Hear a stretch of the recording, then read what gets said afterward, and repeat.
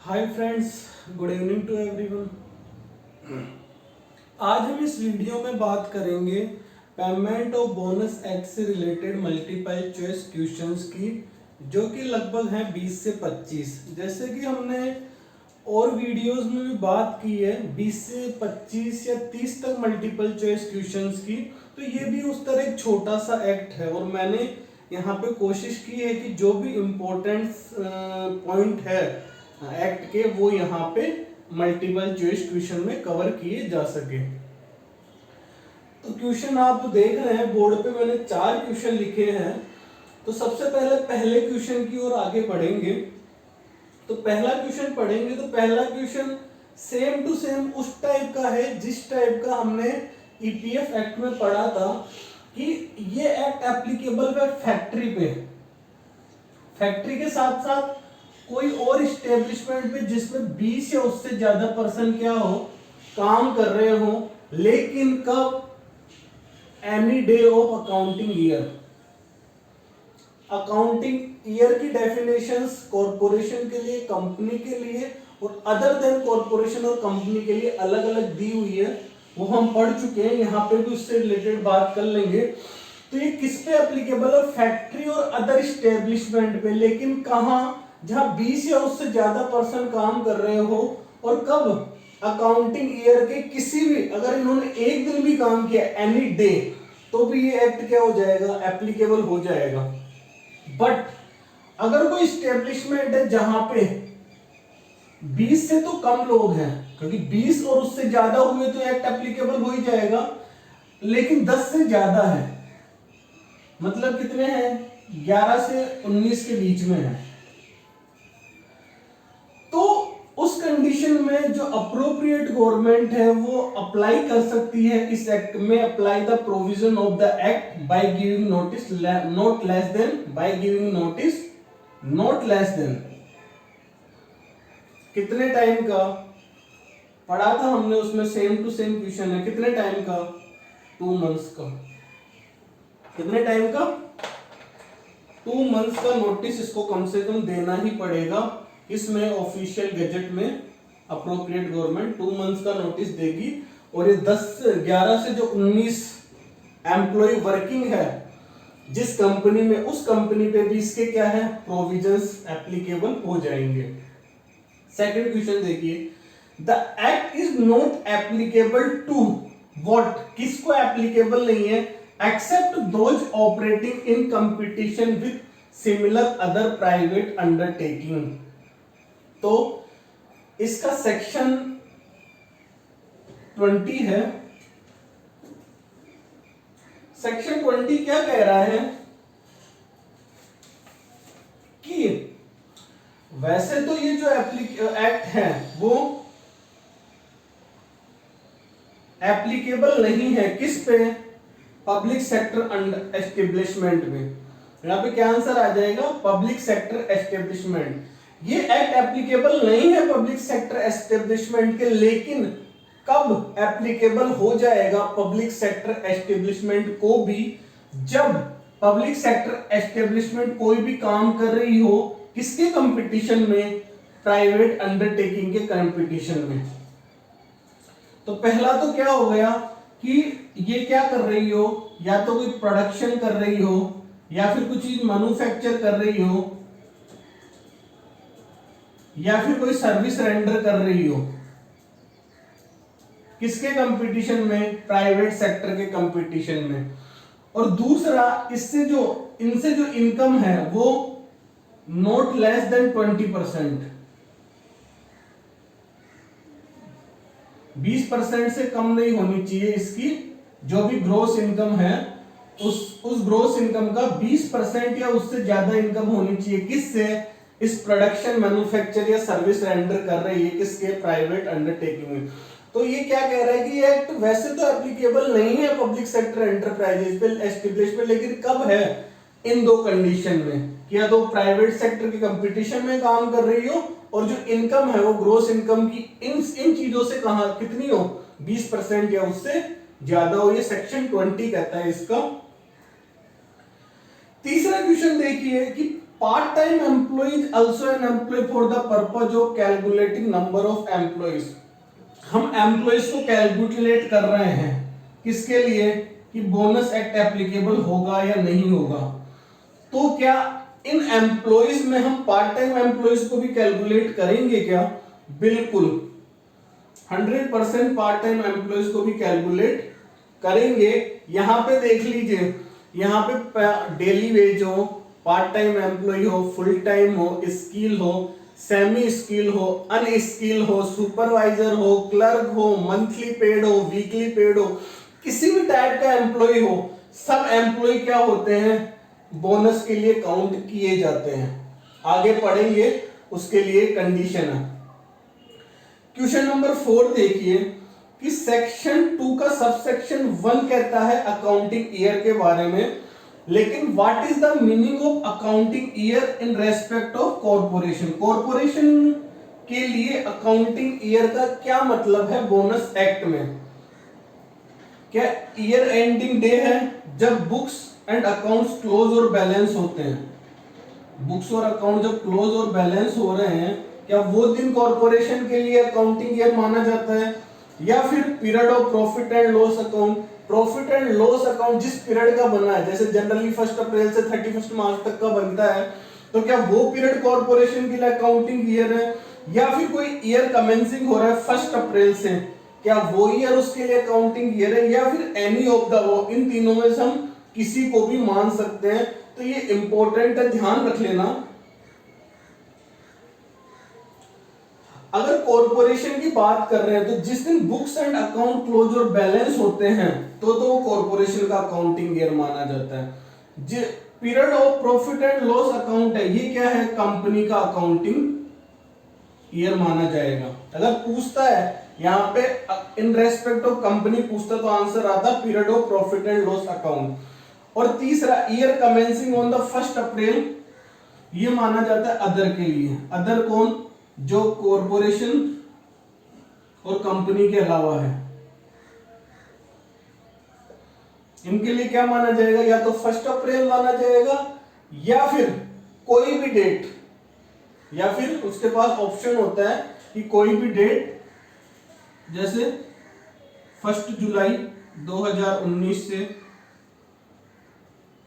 30 जून 2020, इसको भी वो क्या मान सकता है? उसका अकाउंटिंग ईयर। इसके लिए क्या कंडीशन है कि इसके जो कॉर्पोरेशन और कंपनी के केस में कमेंसिंग होना चाहिए 1 अप्रैल से, या तो पहली कंडीशन ये, या फिर उसके अकाउंट्स क्लोज और बैलेंस हो रहे हो कब? अदर देन 31 मार्च। ये हम एक्ट में पढ़ चुके हैं। अदर देन कॉर्पोरेशन और कंपनी का क्या केस है? या तो ईयर कमेंसिंग फर्स्ट ईयर, या फिर क्लोज और बैलेंस हो रहे हो अदर देन 31 मार्च। यहां पे इंपॉर्टेंट यही ध्यान रखना है कि कॉर्पोरेशन के केस में अकाउंटिंग ईयर क्या है और कंपनी के केस में अकाउंटिंग ईयर क्या है। इंपॉर्टेंट है, ध्यान रख लेना। आगे चलते हैं।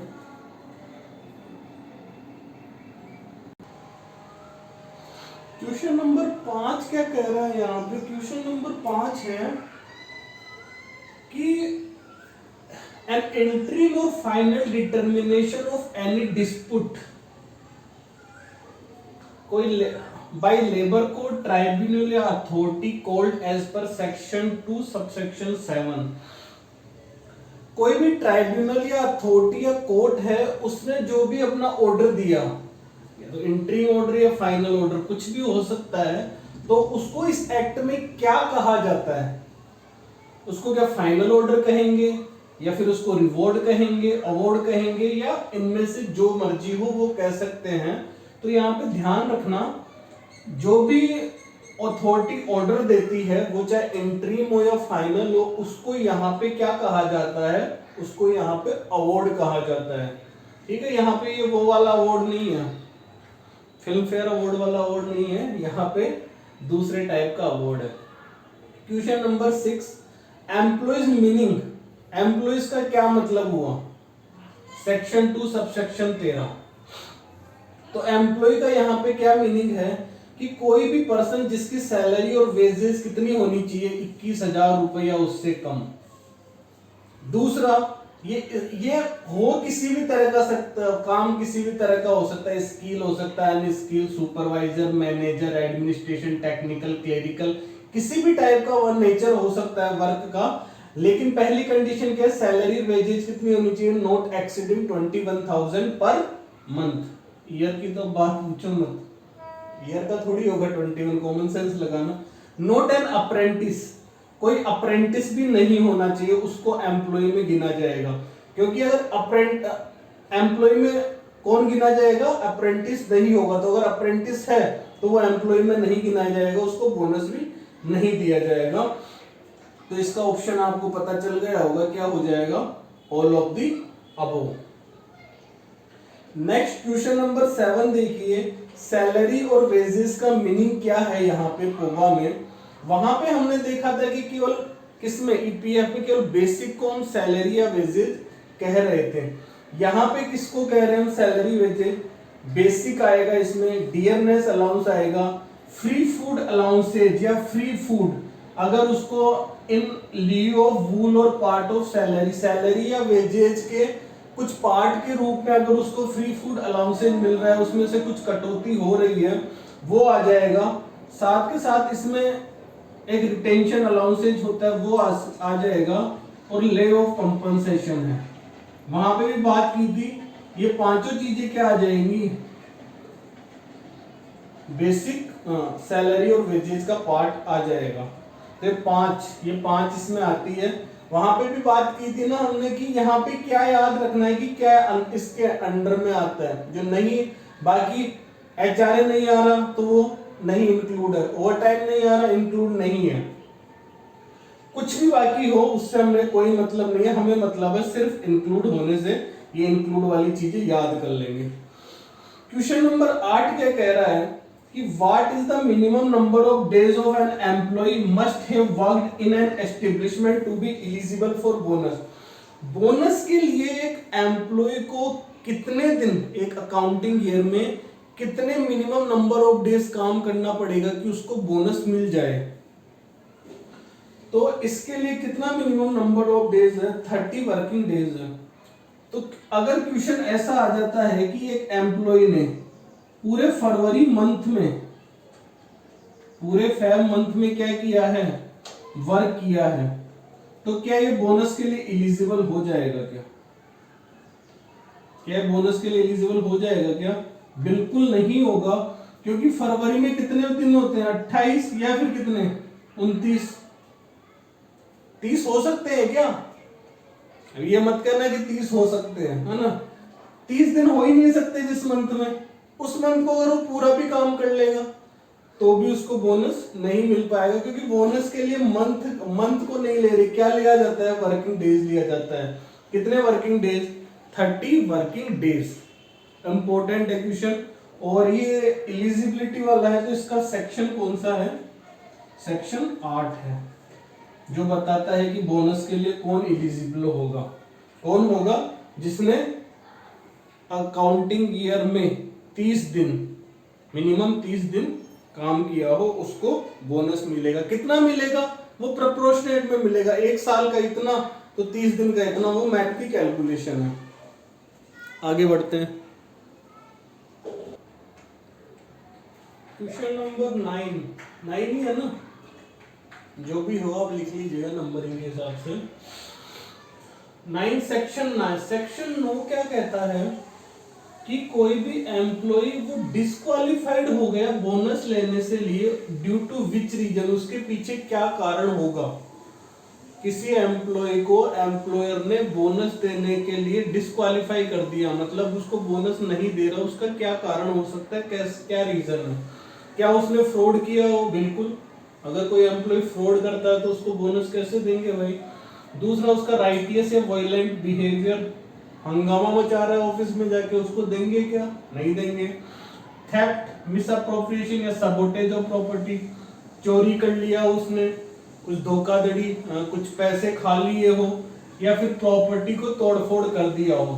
तो ये तीनों रीजन ही ऐसे हैं जिसकी वजह से एक एम्प्लॉय क्या हो जाएगा, डिस्क्वालीफाई हो जाएगा बोनस लेने के लिए। सेक्शन 9 ये कहता है। सेक्शन 8 कहता है एलिजिबिलिटी, कितने वर्किंग डेज थे, 30 वर्किंग डेज। 10 मिनिमम अमाउंट पूछ रहा है बोनस का कि एक एम्प्लॉय को कितना मिनिमम बोनस देना है। तो आप याद कीजिएगा, पेंशन फंड था, ईपीएफ में पेंशन फंड था, उसमें एम्प्लॉयर का कंट्रीब्यूशन कितना था, 8.33 था क्या, तो इतना ही है मिनिमम बोनस भी। मिनिमम बोनस भी इतना ही है। और मिनिमम बोनस का सेक्शन भी क्या है, सेक्शन क्या है, सेक्शन 10। तो सेक्शन 10 के अनुसार मिनिमम बोनस कितना देना पड़ेगा एम्प्लॉयर को, 8.33%। एक कंडीशन और है इसमें, या फिर कितना हो सकता है वो 100 रुपए अगर कोई एम्प्लॉय 15 साल से ज्यादा का हो, और 60 रुपए अगर 15 साल से कम का हो। इन दोनों में से जो भी ज्यादा होगा वो मिनिमम बोनस उसको देना पड़ेगा, जो लगभग 8.33 होगा। यहां पे मैक्सिमम बोनस पूछ ले तो मैक्सिमम बोनस कितना है, 20% है। मैक्सिमम बोनस कितना है, 20% है। इसका सेक्शन कौन सा है, सेक्शन 9, 10, सेक्शन 11। सेक्शन 10 में क्या है, मिनिमम बोनस। सेक्शन 11 में क्या है, मैक्सिमम बोनस। नेक्स्ट क्वेश्चन पे आ जाइए। ये बहुत ही इंपॉर्टेंट क्वेश्चन है, इसको ढंग से याद कर लीजिएगा। The bonus amount payable to employ by the employer with in a period of from the closing of accounting year. Accounting year close हो गया तो कितने, अकाउंटिंग ईयर क्लोज होने के बाद कितने पीरियड के अंदर एम्प्लॉयर को एम्प्लॉय को बोनस देना पड़ेगा। और आगे क्या है, बस दिस पीरियड में be extend up to maximum by appropriate government. और ये पीरियड हमें किस हद तक एक्सटेंड किया जा सकता है, मैक्सिमम टाइम पीरियड क्या है अप्रोप्रिएट गवर्नमेंट के द्वारा। तो ये 8 मंथ्स और 2 ईयर है। मान लीजिए कि 31 मार्च को 2020 इस दिन तो क्या हुआ, अकाउंट्स क्लोज हो गए, तो इसके 8 मंथ्स, इसमें 8 मंथ्स ऐड कर लीजिए, कितने हो गए, 8 और 3 11। नवंबर 2020 तक उसको क्या करना पड़ेगा, बोनस पे करना पड़ेगा। लेकिन अगर अप्रोप्रिएट गवर्नमेंट ऑर्डर देती है तो इसमें भी वो कितना एक्सटेंशन मिल जाएगा उसको, 2 साल का, मतलब 2022 नवंबर तक। आया समझ में कि 8 महीने के अंदर देना है उसको अकाउंटिंग क्लोज होने के बाद में। ये 31 मार्च जनरल कंडीशन की बात कर रहा हूं, यहां तक देना। अगर यहां तक नहीं देता है तो यहां 2 साल और एक्सटेंड किया जा सकता है। किसके द्वारा, ये भी क्वेश्चन आ सकता है कि किसके द्वारा एक्सटेंड किया जा सकता है, अप्रोप्रिएट गवर्नमेंट या अथॉरिटी के द्वारा। इसका सेक्शन है 19, बोनस को पे करने के लिए टाइम लिमिट क्या है। क्वेश्चन नंबर 12 भी इंपॉर्टेंट है। क्या कह रहा है, the payment of bonus shall be made within from the date on which the award become enforceable. Award का मतलब क्या है, वही किसी अथॉरिटी या ट्राइब्यूनल ने क्या है कोई ऑर्डर दे दिया कि भाई तुम्हें बोनस देना है एम्प्लॉयर को। ऑर्डर देने के कितने दिनों के अंदर, कितने मंथ्स के अंदर उसको बोनस पे करना है, तो कितना है 1 मंथ, 1 महीने के अंदर इसको क्या करना पड़ेगा, ऑर्डर, जब उसको ऑर्डर मिल गया, अवार्ड मिल गया, उसके 1 महीने के अंदर एम्प्लॉय को बोनस देना पड़ेगा। ये भी कौन सा सेक्शन है, सेक्शन 19।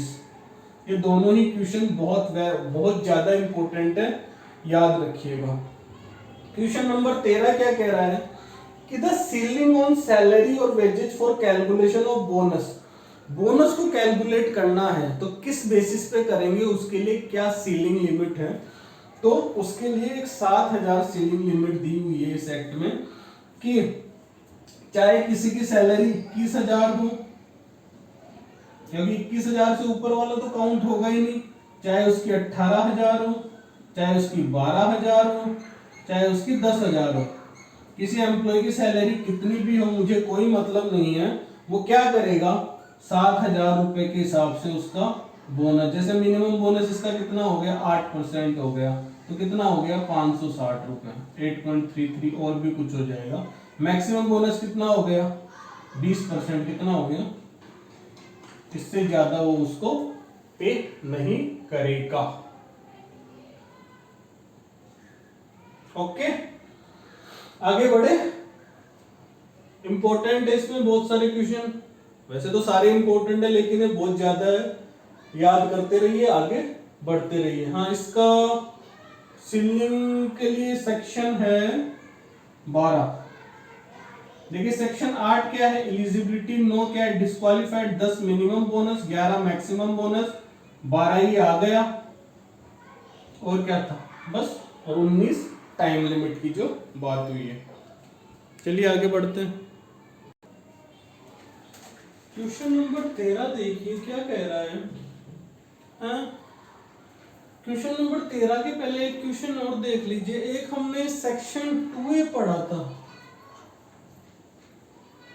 किसमें, ईपीएफ एक्ट में। क्या पढ़ा था कि कोई भी स्टेब्लिशमेंट है, उसकी कोई ब्रांचेज है या फिर अंडरटेकिंग्स है या फिर डिपार्टमेंट है, ईयूडी, बड़ पढ़ा था तुमने। इसमें क्या होता है कि इनकी लोकेशन कोई भी हो, अगर इनके कॉमन प्रॉफिट एंड लॉस बन रहे हैं, कॉमन पी&एल और बैलेंस शीट बन रहे हैं, तो ये सेम एस्टेब्लिशमेंट का पार्ट माने जाएंगे। और जिस ब्रांच के separate profit loss balance sheet बन रहे हैं, तो वो क्या सेपरेट एस्टेब्लिशमेंट माना जाएगा। तो ये सेम टू सेम बात कहाँ कही गई है, सेक्शन 3 में कही गई है, किसके, बोनस एक्ट के। आगे समझ में, सेक्शन 3 और सेक्शन 2 है, दोनों सेम बात कह रहा है, वो ईपीएफ का है और ये बोनस एक्ट का है। अब देखिए क्वेश्चन 13 क्या कह रहा है, gross profit derived by employer in respect of accounting year computed as per which schedule. जो ग्रॉस प्रॉफिट है वो कौन से शेड्यूल के अनुसार क्या किया जाता है, कंप्यूट किया जाता है। तो इसको याद रखेंगे कि बैंकिंग के लिए कंपनी के लिए कौन सा, शेड्यूल 1, और बाकी अदर के लिए शेड्यूल 2। वहां पे देखिए 3 शेड्यूल थे, वन तो वहां था ही नहीं, सेकंड, थर्ड और फोर्थ। ध्यान है, सेकंड किसका किसका था, provident fund, third pension fund, fourth insurance fund. तो यहाँ पे फर्स्ट भी है, फर्स्ट किसका है, बैंकिंग का, और बाकी सबके लिए शेड्यूल 2। किस कारण, ग्रॉस प्रॉफिट को क्या करना है, कंप्यूट करना है। ये है सेक्शन 4, ये बात कहां कही गई है, सेक्शन 4 में। सेक्शन 3 में क्या है, एस्टेब्लिशमेंट वाली बात। सेक्शन 4 में शेड्यूल की बात की गई है कि किस कंपनी को किस शेड्यूल के अनुसार उसका ग्रॉस प्रॉफिट कैलकुलेट किया जाएगा। क्वेश्चन नंबर 14 देखिए क्या कह रहा है, POBA applicable to employ who draw salary और वेजेस। अभी हमने पढ़ा था कि कितनी सैलरी और वेजेस ड्रॉ करना चाहिए, 21,000। तो 21,000 ढूंढो, एक यहां पे भी है और एक यहां पे भी है। अब क्या अप्रेंटिस का केस था, क्या वहां पे लिखा था नॉट एन अप्रेंटिस। अगर अप्रेंटिस है तो उसको बोनस नहीं मिलेगा, वो एम्प्लॉय में नहीं आएगा। तो देखिए यहाँ अप्रेंटिस और एम्प्लॉय दोनों है, तो ये ऑप्शन भी कट गया। तो आंसर क्या आ जाएगा, नंबर 4, 21,000 होना चाहिए in case of employ only. Question number 15 क्या कह रहा है कि the scheme providing minimum and maximum bonus is based on the device of the set off and set on. देखो सेट ऑन का मतलब होता है ऐड करना। अगर कोई भी अमाउंट बच जाता है तो उसको नेक्स्ट फाइनेंशियल ईयर में लेके ऐड करते हैं, और सेट ऑफ माइनस करना, इसको भी क्या करेंगे, अगर कोई डेफिशिएंसी है तो उसको नेक्स्ट फाइनेंशियल ईयर में क्या कर देंगे, माइनस कर देंगे। ऑफ द पर्टिकुलर ईयर, ये किस पे बेसिस है, जो मिनिमम और मैक्सिमम बोनस है वो किस पे बेसिस है, जिसमें सेट ऑफ सेट ऑन है। तो ये ध्यान रखना, ये अलोकेबल सरप्लस पे बेस्ड है। किस पे बेस्ड है, अलोकेबल सरप्लस पे बेस्ड है। अभी अलोकेबल सरप्लस क्या होता है, पढ़ा चुका हूं, एक बार फिर देख लीजिए। ये होता है 67% किसका, अवेलेबल सरप्लस का। किसका, अवेलेबल सरप्लस का 67% क्या हो जाएगा? अगर अवेलेबल सरप्लस 100 है तो 67 रुपए क्या हो गया? अलोकेबल सरप्लस। ये अवेलेबल है, अलोकेबल है। अब अवेलेबल सरप्लस कैसे काउंट करते हैं? ग्रॉस प्रॉफिट जो है उसमें से माइनस करते हैं डेप्रिसिएशन, डेवलपमेंट रिबेट और अलाउंसेज, डायरेक्ट टैक्सेज और शेड्यूल 3 आइटम जिसको रिटर्न ऑन कैपिटल कहते हैं। ये सब माइनस करते हैं तो आता है अवेलेबल सरप्लस। अवेलेबल सरप्लस का 67% क्या होता है? अलोकेबल सरप्लस। ये केस किसमें? कंपनी के केस में। और कंपनी के अलावा किसी और केस में 60% ऑफ अवेलेबल सरप्लस क्या होता है? अलोकेबल सरप्लस होता है। अब ये अवेलेबल सरप्लस है, ये सेक्शन 5 में दी हुई है। इसकी कैलकुलेशन कैसे करते हैं? Section 3 establishment, section 4 gross profit कौन सी शेड्यूल से कंप्लीट करते हैं? सेक्शन 5 अवेलेबल सरप्लस का कंप्यूटेशन। सेक्शन 6 ये जो था depreciation, development rebate, direct tax, ये क्या है? इनको प्रायर आइटम्स बोलते हैं। इनको क्या बोलते हैं? सम डिडक्टेबल फ्रॉम ग्रॉस प्रॉफिट। तो ये सम डिडक्टेबल ग्रॉस प्रॉफिट, ये किसका क्या सेक्शन है? सेक्शन 6। सेक्शन 7 क्या है? डायरेक्ट टैक्स का कैलकुलेशन कैसे करते हैं। जैसे सेक्शन 5 क्या है? अवेलेबल सरप्लस का कैलकुलेशन कैसे करते हैं। सेक्शन 6 क्या है? कि ग्रॉस प्रॉफिट में से ये सम को डिडक्ट करने के लिए। और सेक्शन 7 डायरेक्ट टैक्स। सेक्शन 8 पढ़ चुके हैं, bonus 9 disqualify bonus, 10 minimum bonus, 11 maximum bonus, 12 bonus के लिए एक सीलिंग लिमिट लेते हैं। कितनी थी? 7000। आ रहा है ना समझ में? और 19 टाइम लिमिट। तो ये अलोकेबल सरप्लस यूज करते हैं सेट ऑफ सेट ऑन और मिनिमम और मैक्सिमम बोनस के लिए। क्वेश्चन नंबर 16 कह रहा है कि सेक्शन 21 किससे रिलेटेड है? तो देखो सेक्शंस आपको याद करने ही पड़ेंगे, इसके लिए कोई ऑप्शन नहीं है। बार बार पढ़ोगे याद हो जाएंगे। मैं यहाँ पे इसीलिए उनको बार बार बोलता रहता हूँ कि दिमाग में वो क्या है, अच्छी तरह से आपको फिट हो जाए। सेक्शंस आपको याद करने ही हैं। कुछ सेक्शन अनइम्पोर्टेंट है, छोड़ सकते हैं, लेकिन अगर आप जैसे इसमें कितने सेक्शंस है? बहुत कम सेक्शंस है, तो आप आसानी से याद कर सकते हैं। लेकिन जैसे ईपीएफ एक्ट में उसमें 5 है, 5A है, 5B है, 5C है, 5C तो है ही नहीं इसमें, तो वो सब का 5C था, कौन सा था देखो, मैं खुद कंफ्यूज हो गया। तो वहां पे कंफ्यूजन बहुत है, तो उसमें जो इंपॉर्टेंट है वो याद कर लेंगे। तो सेक्शन 21 डील करता है कि एम्प्लॉयर से जो बोनस की रिकवरी ड्यू है उससे डील करता है। इसमें क्या होता है कि मान लीजिए कोई भी एम्प्लॉय है, उसको बोनस नहीं मिला, या फिर कुछ एम्प्लॉय ने एक क्या कर दिया, रिप्रेजेंटेटिव अपना बना दिया, रिप्रेजेंटेटिव अपना एक बना दिया एम्प्लॉयज ने मिलके, या फिर एम्प्लॉय की डेथ हो गई तो उसके लीगल हेयर्स। ये क्या कर सकते हैं, अगर बोनस नहीं मिला, जैसे मान लीजिए बोनस, ये अकाउंटिंग ईयर खत्म हुआ था, बोनस मिलना था 30 या 31 11 20 तक, इसके एक साल बाद भी बोनस नहीं मिला आपको, तो विद इन 1 ईयर क्या कर सकते हैं, अपील कर सकते हैं। किसके पास में? सैड अथॉरिटी के पास में। किसके पास में अपील कर सकते हैं? एजी के पास में, अप्रोप्रिएट गवर्नमेंट के पास में। तो ये क्या करता है, ये एक सर्टिफिकेट इश्यू करता है, किसको? कलेक्टर को। सर्टिफिकेट लिख लेना ना।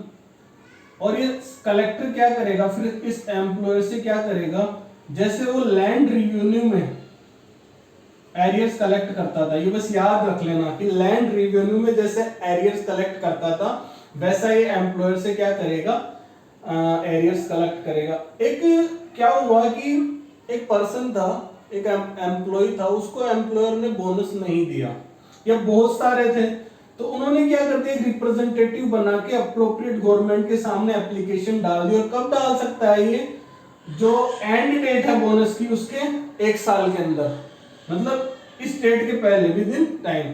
तो अप्रोप्रिएट गवर्नमेंट एक सर्टिफिकेट इश्यू करेगा कलेक्टर को, कलेक्टर अरियर्स कलेक्ट करेगा किससे, एम्प्लॉयर से। किस तरह से, जैसे वो लैंड रिवेन्यू के एरियर्स कलेक्ट करता है, बस ये ध्यान रख लेना कि लैंड रिवेन्यू के एरियर्स कलेक्ट करता है, उस टाइप से वो क्या करता है, कलेक्टर एरियर्स कलेक्ट करता है किससे, एम्प्लॉयर से।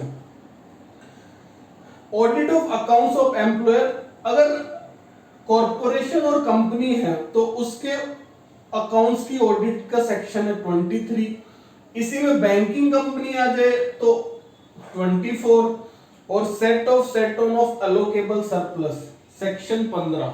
अब आगे हम वही क्वेश्चन देखेंगे, दो सेट ऑफ और सेट ऑन क्या होता है, और उससे रिलेटेड क्वेश्चन जो भी काफी इंपॉर्टेंट है।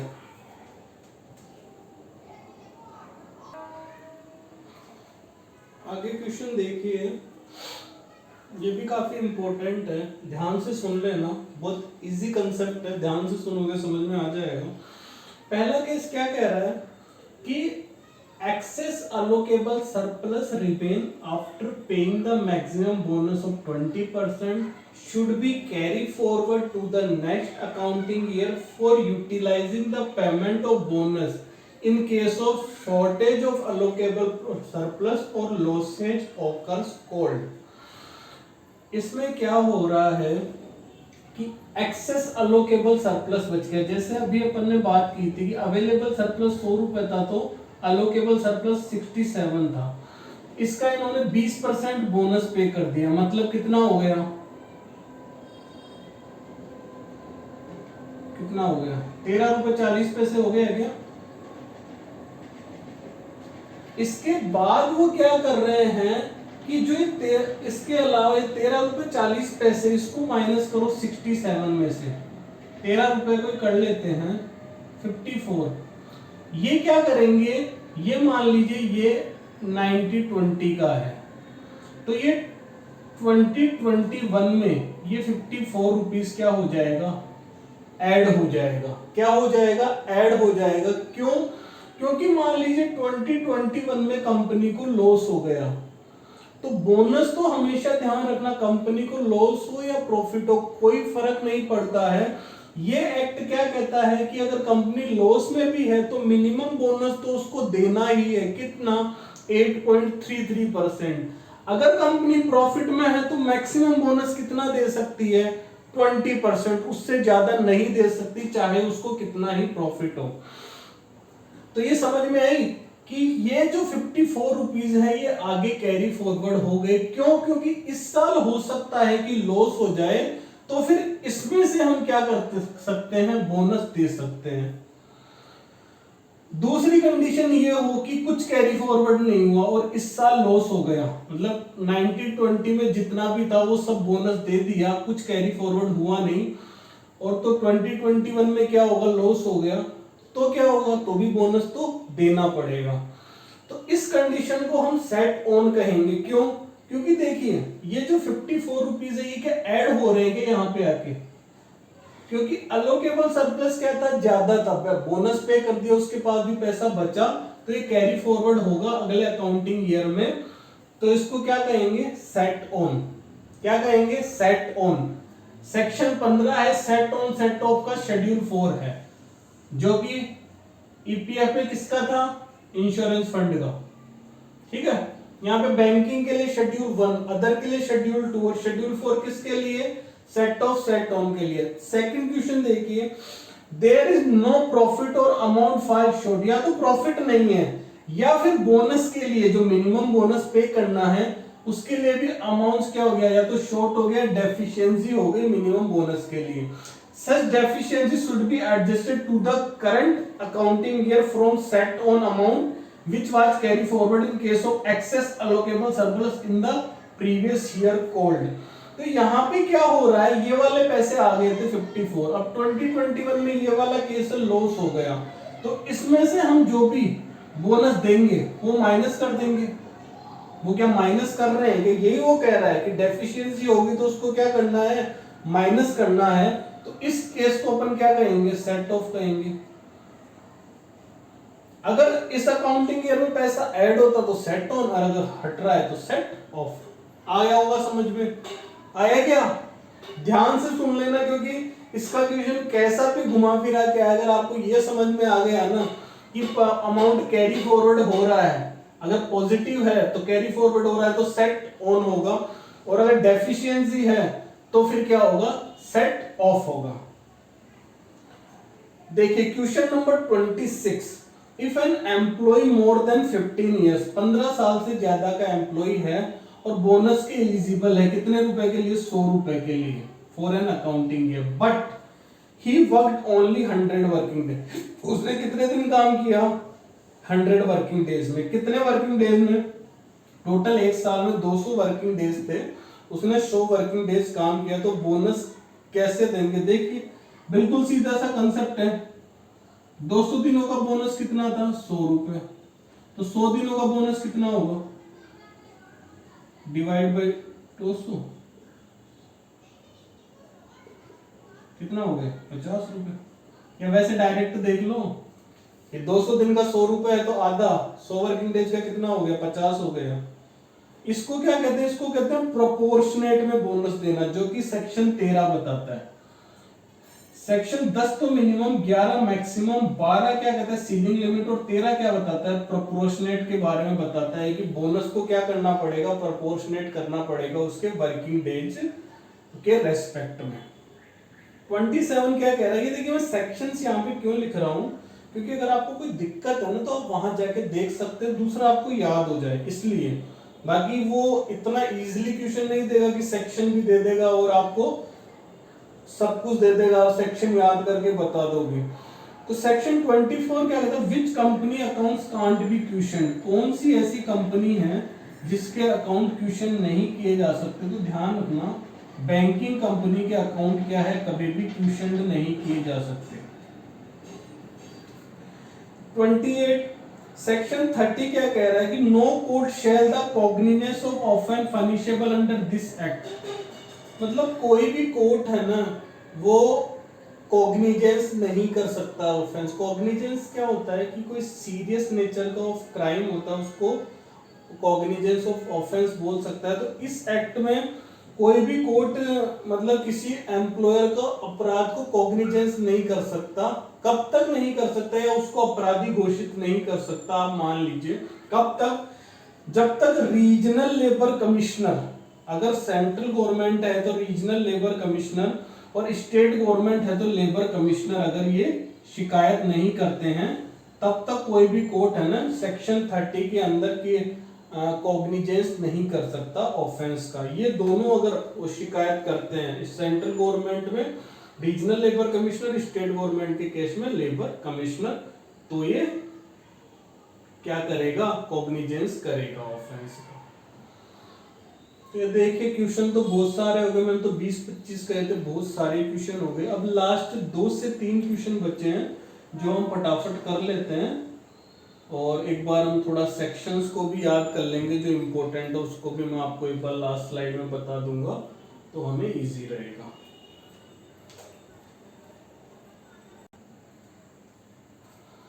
तो ये लास्ट स्लाइड की ओर हम बढ़ रहे हैं एमसीक्यू के रिलेटेड। वर्किंग डेज का क्या मतलब है, नेक्स्ट क्वेश्चन है कि जो कोबा है उसमें वर्किंग डेज को क्या मतलब, किस चीज को वर्किंग डेज में इंक्लूड किया गया, तो इसके लिए सेक्शन 14 है। तो देखिए हम कॉमन सेंस का काम लेंगे, क्या हम लीव लेते हैं विद सैलरी क्या वर्किंग डेज माना जाता है, बिल्कुल। मैटरनिटी लीव, बिल्कुल। ले ऑफ का क्या मतलब है, काम नहीं है बैठे हैं सैलरी मिल रही है तो वर्किंग डेज में आए तो हैं हम। टेम्परेरी डिसेबलमेंट, ये ध्यान रखिएगा उसकी, टेम्परेरी डिसेबल ये भी वर्किंग डेज में आता है। तो ये चारों क्या आएंगे, ये चारों किस में आएंगे, वर्किंग डेज में इंक्लूड होंगे। लास्ट क्वेश्चन देखिए सेक्शन 31 ये क्या कह रहा है कि एम्प्लॉयर और एम्प्लॉय दोनों ने मिलकर क्या कर लिया, एक एग्रीमेंट बनानी है। एम्प्लॉय और एम्प्लॉयर ने मिलकर एग्रीमेंट बना लिया कि हमें बोनस चाहिए, bonus payable on the basis of production productivity. इसको कहते हैं बोनस लिंक्ड विद प्रोडक्शन और productivity, bonus linked with production of productivity in लिeu of profit. Profit के जैसे और कंडीशन में क्या हो रहा था कि प्रॉफिट के बेसिस पे वो मिल रहा था बोनस, लेकिन इसमें क्या हुआ कि इन्होंने एग्रीमेंट बना लिया, सेटलमेंट कर लिया कि हमें एम्प्लॉय कैसा बोनस लेगा, प्रोडक्शन और प्रोडक्टिविटी के आधार पे। लेकिन फिर भी उसमें कुछ रेस्ट्रिक्शंस अप्लाई होते हैं। तो वो क्या रेस्ट्रिक्शंस है, ध्यान से सुनिएगा कि अगर प्रोडक्शन बोनस है ना वो मिनिमम बोनस से कम है तो भी एम्प्लॉयर को मिनिमम बोनस तो कम से कम देना ही पड़ेगा।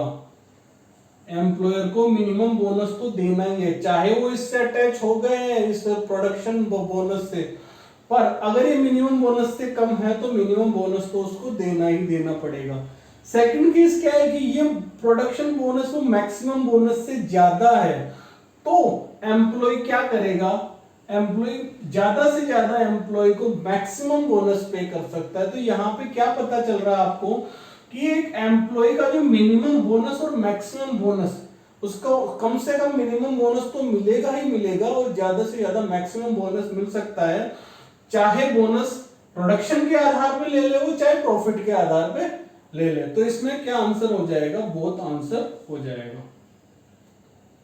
एक क्वेश्चन और है कि अगर मान लीजिए कोई भी एम्प्लॉयर है वो लॉसेस सफर्ड कर रहा है तो क्या मिनिमम बोनस उसको पे करना पड़ेगा? बिल्कुल, ये एकदम ट्रू स्टेटमेंट है कि if an employer suffered losses then he must be paid the minimum bonus to his employ.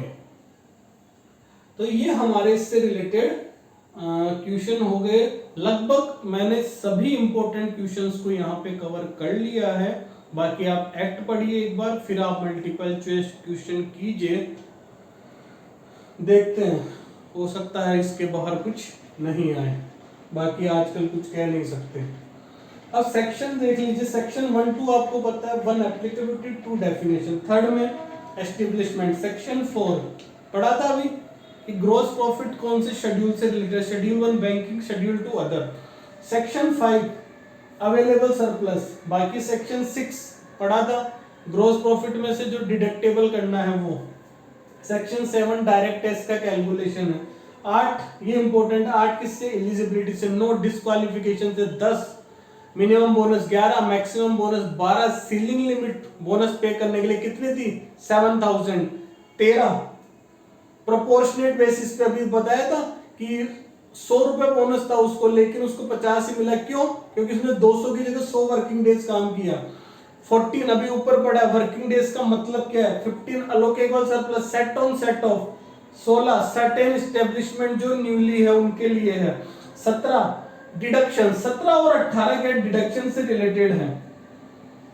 अब 17 में तो क्या है, अगर आपको उसमें कुछ दिया हुआ है कि कस्टमरी बोनस दे दिया या पूजा बोनस दे दिया, तो आपको मान लो 1000 रुपए बोनस मिल रहा था, उसने 500 रुपए आपको दे दिया, तो कितना पेएबल 500 ही रुपए होगा। ये तो इसमें कह रहा है डिडक्शन, किसका डिडक्शन, जो आपको एडवांस में पे कर दिया है as a customary bonus, puja bonus.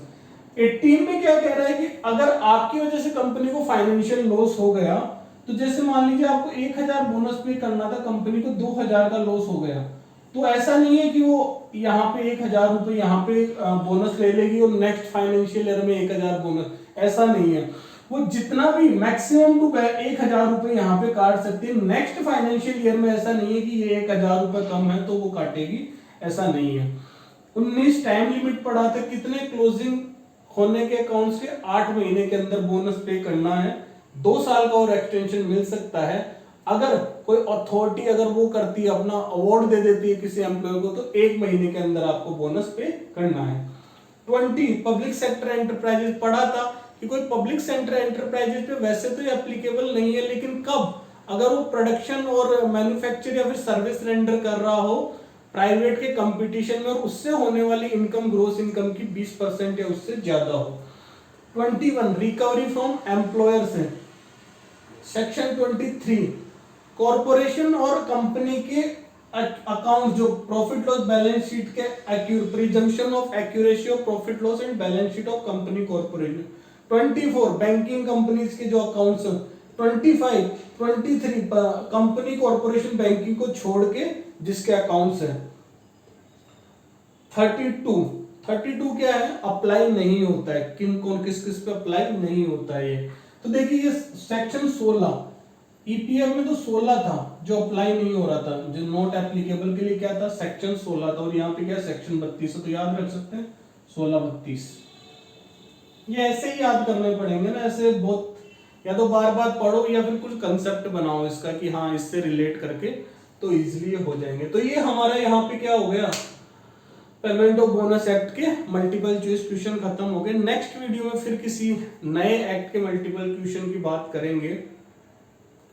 ठीक है, वीडियो कैसा लगा आप जरूर बताइएगा कमेंट बॉक्स में। आपके कोई क्वेश्चन है, क्वेरीज है, कुछ सजेशंस है, आप सब लिख सकते हैं। और अगर मेरी कोई हेल्प की आपको रिक्वायरमेंट है तो मैं आपके लिए हमेशा अवेलेबल हूँ। थैंक यू, मिलते हैं नेक्स्ट वीडियो में। Thank you.